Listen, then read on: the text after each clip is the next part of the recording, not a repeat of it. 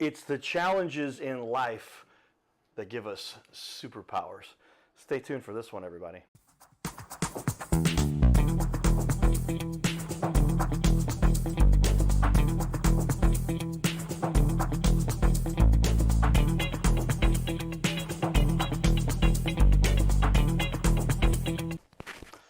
Ladies and gentlemen, welcome to the Your Little Castle Show. We get some inspirational people in here from time to time. Adam I'm going to make sure I get up on the screen for everybody to see there. Marburger, CEO, President, Ascent Dealer Services. You've got we're going to show his history here, a wide range of business-related stuff for the consumers and the people on our planet who need somebody that can lead. And this is somebody who's done a great job of that. And been through some challenges in life, bounced back. We talked about, we're sharing our stories a little bit. But yeah, I mean, it's all about bouncing back, coming back from adversity, they say. Amen. Amen. Shout out to our sponsors, Carroll House Furniture, because you like nice things in your little castle, that you might have products from some of what Adam does here. So check out those sponsors we have there, because you got to have a nice stuff for your little castle, and then you might end up with some something you want to invest in long term. Gold has been crazy. My Metal Pro, go to, there it is, the gold cowboy logo, we got it there. Go to Gold Cowboy, goldcowboy.com, and learn more about how you can invest in gold. With that, we're going to jump right in here. You've got a good-looking website that you guys are doing some updates to, is that right? Yes. That'll be coming here shortly, and lots of good information out there for everybody. And then also you get a lot of people that follow you on social media. A lot of business is done on social media these days. Well, Adam, welcome to the studio. Thank you for joining us. Yeah, happy to be here. Thanks for having me. Yeah. Tell me though, let's dive in here. What is it that led to where you are now? I mean, obviously you went through. You talked about your challenge, doing very well, going down to nothing, and then bouncing back. What was that like? Well, it was humbling. We could say that. You know, what led me here? Well, I think a lifelong journey of entrepreneurial spirit led me here. I've always been an entrepreneur. It really started when I was 13. Keep going there. I'm just going to tuck this in for you. Good. I come from a middle class household, had everything we needed, maybe not necessarily everything we wanted, and I had desires to have more. So I didn't just have one paper route. I had 3 paper routes when I was in middle school, and I grinded, and I learned salesmanship at a very young age. I would ask my clients when I would collect for the paper route. I would say, "Hey, let me ask you a couple questions. Was your paper on time every day this month?" It was a load of, I knew the answer. They're like, "Yeah, it was." You delivered it. Let me ask you another question. Was it rolled up in a plastic sleeve even when it wasn't raining? And they said, "Yeah." As a matter of fact, Adam, yeah. And I said, "Well, here's the deal. This job I'm very passionate about, it's designed to buy my first car. And I make my money on tips. So I'm just asking you, if I gave good service, just give with your heart." And I would say that repetitive, and I was getting insane amount of tips as a 12, 13-year-old boy. So that's where my entrepreneurial spirit started and led me into where I am today. So I own a bunch of companies and I do a lot of fun stuff. So that's enlightening, and it helps people understand there is so much that goes into the success, but a lot of it is just saying, having that communication is the key to success for a lot of people. If you're not willing to ask for the sale or ask for the business, then they're willing to give it to you if they just knew even what you did and what you have to offer. But you were bold enough. How old were you when you had that paper route? I started when I was 12. I had that paper route from 12 to almost 16. Wow. And to piggyback on what you just said, the answer is always no if you don't ask. You miss 100% of the shots. And if you bring value to the marketplace, you deserve to ask. I am with you on that. There's so many people that have said to me, if I'd have known you did this, and they would start poking around, "Oh, we've got this problem, we've got this thing, our website went down." I'm like, we do that. You do? "Oh, I didn't know you did that." I'm like, "Oh, that's where I got to do a better job of sharing with people what we do." You and I have 54 mutual friends. You've got 8,800 followers on your personal page. That's pretty good. Yeah. And then a myriad of things that you do. Like I said, we'll go over a little bit more of your background. I can let people see here. This is on your Facebook. I think I saw a lot of that history that you've got. Holy cow. Where do I go into this? You've got a lot of things that you do. What is your passion that led you to what you've reemerged with since 2017 essentially. Yeah, I mean, my real passion kind of resides in myself. I'm on this pursuit to become a better version today than I was yesterday, and I like to use that with the people that I do life with. So I'm on this planet to help people just advance and grow to that next level. And there's been a lot of setbacks. There's been a lot of setbacks. I mean, the reason I almost have a chip on my shoulder in business now. I mean, I was a self-made guy in my early 30s, and by my late 30s, I lost everything I ever had. I lost it all. And 2019 was a critical year in my life. I actually wrote a book based on that year. February, my stepfather had a stroke on a Friday, passed away on a Sunday. Fast forward April 1st, my business partner and co-founder of my largest company took his own life. Fast forward 30 days, my wife's grandfather passed away, who was a mentor to me, was the patriarch of the family. My ex-wife's grandfather, he passed away. And then the following month, my ex-wife at the time of almost 13 years, filed for divorce. And so now I was living this insane lifestyle into a broken lifestyle. Wow, yeah. Now I'm living in a spare bedroom with my mother. She's grieving the loss of her husband. I'm grieving the loss of all these things. And I self-destructed for about 90 days. I mean, full disclosure. I mean, I went woe is me, victim mindset for about 90 days, running with the wrong crew, doing the wrong things, until one morning, I'll never forget, I was brushing my teeth, and I was just so sick and tired of being sick and tired. I got really just looked myself in the mirror and said, "You're the effing problem." And I titled my book, "You're the effing problem." It's a guide to getting out of your own way. So I looked at myself, I got on my knees, prayed to God, and then just made decisions and radically changed my life from that moment forward. Wow, that's quite a transformation, and people go through transformations, crazy happenstances. We talked periodically about my coma and what I had to overcome and what the doctors were telling me I wasn't going to be able to take care of myself. And we make the joke that there's still something wrong with me, right? But I overcame whatever they said I wasn't going to be able to do, and I think so many people have that in them, within themselves. They just don't realize it. They're not encouraged. And some people will say, "You're stupid, you can't do this," and they believe them. And they listen to the wrong people. How often is that the case where we've got people that are disseminating their own frustrations, and it brings others down, and people would just get off their butt and do something they could do? Absolutely. Well, first of all, average always yields average. There's a lot of average in the marketplace. And hanging out with those that are doing more than you is a recipe for success. My coach, Danelle Delgado, has a saying, "If I don't win, who loses?" Well, the way I look at it, my daughters lose. If I don't win, my daughters lose. Right. If I don't win, my family. If I don't win, my employees. If I don't win, my community loses. That's my mindset. I have to win because there's so many people counting on me, and I can't allow them to lose. I like that. That's powerful, because it is literally like, if it boils that, I interpret that as there's so much that you have the capacity to do to help the world, and if you're not doing it, and I mean, somebody may not be doing it. How many people have had the same thoughts, the same ideas? Not too many, not exactly. And so you're not contributing something that nobody else has even thought about, because you've been through that situation, or you've specialized in that area, that business, and you could offer that to the world. Amen. And you're not doing it. Yeah. And that the world doesn't. I mean, imagine if Thomas Edison didn't invent the light bulb. Right. Or I mean, think about what we all talk about. Elon Musk literally bounced back, says, "Oh, I'm going to take on the automotive industry and become the #1 car manufacturer on the planet." What are the odds of that happening? Yeah, right. But he brought it to us, and then turned into SpaceX. I mean, go on and on. He inspires me. Where does that lead you with what you're doing with your businesses? Well, here's what's led me is there's always more. I have this full disclosure here. I'm never satisfied.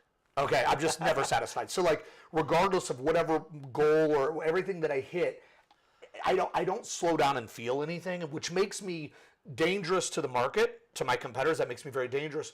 Also, it gives me a little concern for my future. I need to learn, and I do talk to people, I do have a therapist, I do need to learn to slow down and celebrate small wins and feel something. Yeah. I'm working on that, but where it's leading me is, like, the sky's the limit. Like, I there's nothing stopping me. And so, and the reason for that is, it's just, I want it all. I want it all, and then I want more, so... And because you're also going to help a lot of people along the way. I can only imagine. There's nothing you can do on this planet of any sustenance, something that lasts, unless you're contributing to the benefit of these little creatures that I believe a higher power called a God created on this planet. And if you're helping those people, you're going to prosper. If you're doing things to hurt them, it's not going to last long. And that's just the way the system works. So many people try to take advantage. They sneak in a deal. They manipulate a situation. and then oh wow, we made an extra whatever they made, but that crashes. Yeah. Not too long after that. But if you've got the motivation, like somebody like yourself, to really push and go through and make a new product, a new service, something that impacts our planet, yeah, you should be going for as much as you can possibly get. Well, you talked about other people making an impact and helping others. So I make this statement a lot and it just so happens I have a mountain in one of my company's logos. But I always talk about, the top. Once you get to the top, it's a pretty beautiful sight. I mean, it's beautiful up top, but it's much more beautiful when you share it with a bunch of other people.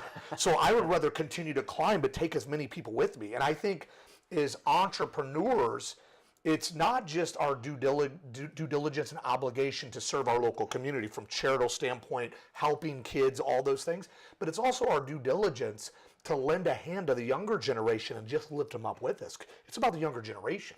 That's my mindset on that. Well, I mean, absolutely, because so often the case, we see our millennials now are going, we've got a mess here, we don't understand everything, and the computers are taking over, automations are kicking in, they're wondering what their jobs are going to be, but if they will jump in, they'll learn those things. They talk about, I was watching, I stay up late at night learning and watching different videos, YouTube, trying to understand the direction we're all headed, and they talk about it, if you will, and just become an expert at the area that you see there's a need, you're never going to be without a job. Yes. You're going to be the one helping a lot of other people figure their way through, and there's going to be a big change here with all the AI and automations and everything. Oh, yeah. But those leaders need to step forward, and then they'll find themselves. That's where we were talking at the beginning of the show.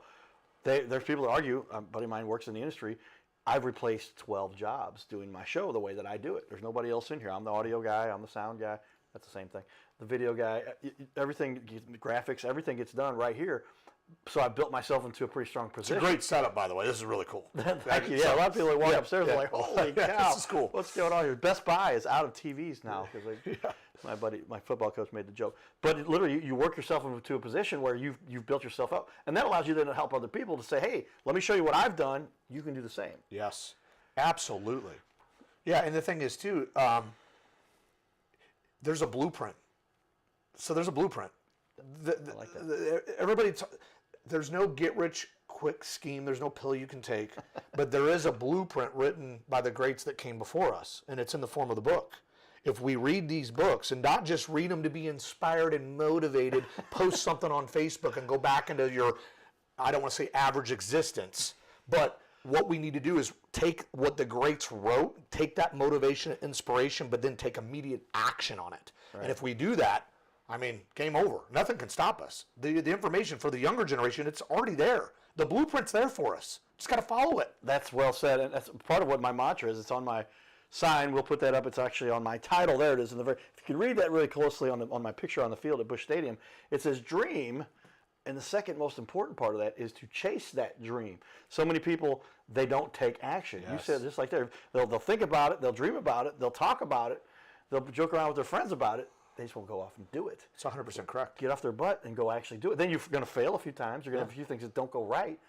But as you learn from those mistakes, it directs you where God intended for you to be. I agree 100% on that. And there's no lack. And you bring up God. I'm a religious man. And God hardwired each and every one of us with greatness. And we all have these brilliant ideas. But the problem is we have so many wonderful ideas that there's just such a lack of action, and those ideas end up dying on the vine. They end up never coming to fruition. And that's the thing that scares me too, is just the idea of being sick and elderly and on my deathbed and looking back saying, I shoulda, I coulda, I was good at that, I should have made that decision, I should have told that person how I felt, I should have taken that risk. That frightens me. And I want to take that information and frighten as many of the youth as possible to take radical, fanatical, insane action on brilliant ideas. Or maybe they're not so brilliant ideas. Maybe it's just an idea. Maybe you fail. But what do you learn from failure, right? What can we learn? Yeah, they talk about the best way to learn is to fail. Go at it. People are like, I can't fail. I'll never forget when I started at Anheuser-Busch, I got in, I'm like, man, I better not make a mistake. First day I was there, my computer started acting up, and I ended up having a problem. I'm like, they're going to fire me because, no, the boss was just like, oh, yeah, we call support. Somebody comes in, they take care of the problem.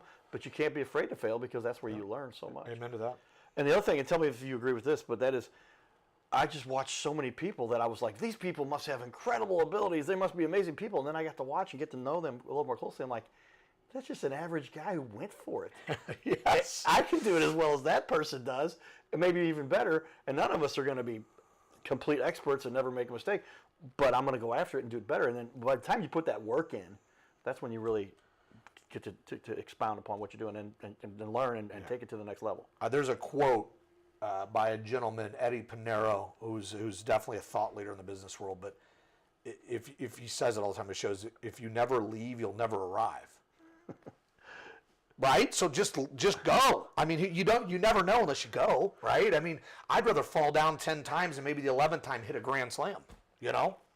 Well said there, because we have so many opportunities in front of us and we don't take the chance because we're afraid it might be uncomfortable. Yeah. But they say you got to get outside of your comfort zone, and once you do so, then you learn. That's where I've just gotten to where, like, you put something in front of me, there's nothing I can't do, up until including so far producing a TV show.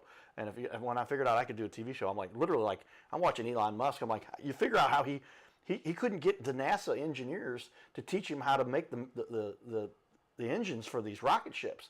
So he went out and studied them himself, and he found an engineer who said, well, I won't tell you, but I'll give you some of my work. And Elon Musk became his own engineer to develop the rocket ships himself. Yeah. Gosh, once you've seen, and I don't know that Elon Musk has any huge intellect beyond the average person. He's just a go-getter, he knocks down walls. They talk about, he just comes into a meeting and he goes, what's the first problem we got? Knock it out. What's the second problem we got? Knock it out. And he just goes down, and his meetings are all about how do we get through the hurdles that we all go through in life. He's a special breed of a human. He's a special breed of a human. But you're right. I mean, he just goes, he makes decisions. He's very decisive. Let's move. Let's go fast, you know? And those are the people that make it happen. Much like yourself, I like the way you've jumped in with your own businesses and how you've had to overcome. When somebody's gone up to the pinnacle, when they're saying, I'm a millionaire, I've got a business now worth millions, down to nothing, and how did that happen, and how do you bounce back from that? And you've done it. And it's something you've proven it can be done, and now you can share and show other people. And let me tell you something, too. You respect your finances in business at a whole nother level when you lose it. And then you get your life back. It's the level of humility and respect that resides with that is profound. Yeah, after you've been through those hurdles, and you've been there, and all of a sudden it goes away. Now you're like, I'm not going to make those same mistakes. I'm not going to let those same things happen to me that we let happen before. All right, we did some fun stuff in the community. We're going to share a little bit about that. Enjoy what we've got going here for a minute, and we'll be back in just a second. All right, everybody, we're outside of Patios. This is where all the best baseball fans go. Get a good picture right there of Patios there. I'm paying my camera guy here. Sonny, we agreed to pay you double what we paid you last time, right? All right, we all know how much that is. So a little bit of the excitement we had here the other day, annually we make a trophy, right? This trophy right here is this year's trophy. It does get a little weathered, let's just say, over time. And I happen to have decided, I had a guy come up to me and goes, hey, Cowboy, what's up? I told him I'd come back. I did come back. A lot of times when I get caught up, but that happened to initiate. He goes, what's up with the trophy? I said, well, we do kind of a dedication. It's in memory of my father who raised me on baseball, right, which is a great thing to be raised on. And I signed it right there. And then as I signed it, I put Braxton, and I dedicated it, Braxton Rethridge. That's my dad.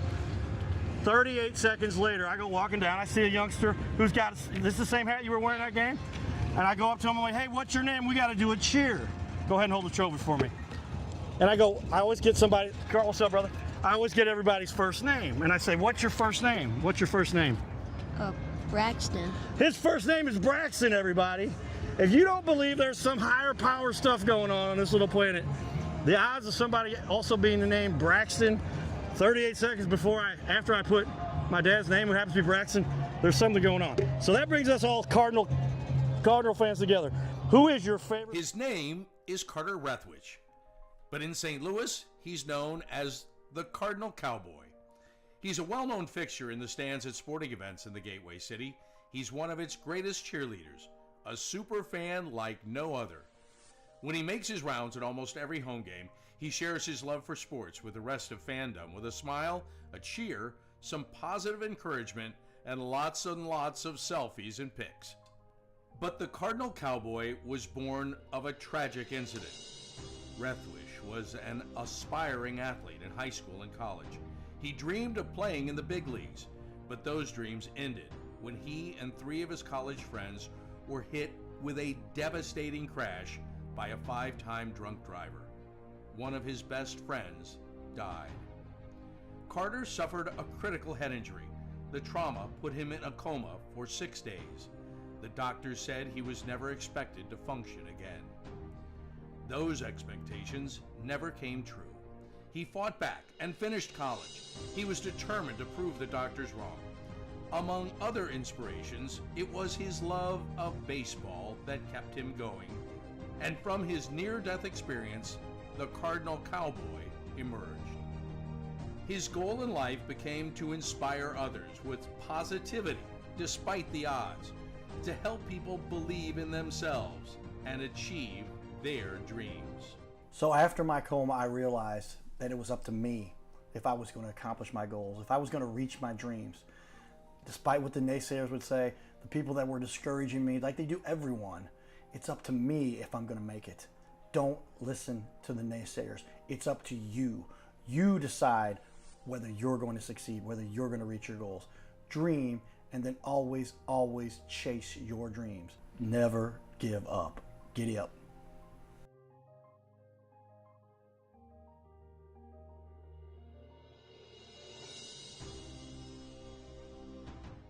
Hey everybody, Cardinal Cowboy here. I want to invite all of you to be part of my new team. No, you don't have to put on a baseball uniform and be a super fan.